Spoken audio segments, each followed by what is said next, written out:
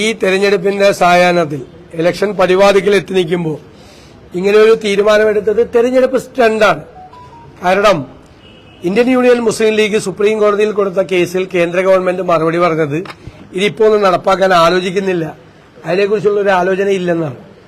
ഇത് അയോധ്യയിൽ രാമനെ പ്രതിഷ്ഠിച്ച് അത് രാഷ്ട്രീയ ലാഭമാക്കി കൊയ്യാൻ വേണ്ടി ശ്രമിച്ചു. അത് കോൺഗ്രസിന്റെ നിലപാട് രാജ്യം മുഴുവൻ അംഗീകരിച്ചു. ഇത് ഇവർ മതത്തെയും രാഷ്ട്രീയത്തെയും കുട്ടിക്കലർത്താൻ ശ്രമിക്കുകയാണ് എന്ന ഞങ്ങളുടെ ആരോപണം രാജ്യം ശരിവെച്ചു.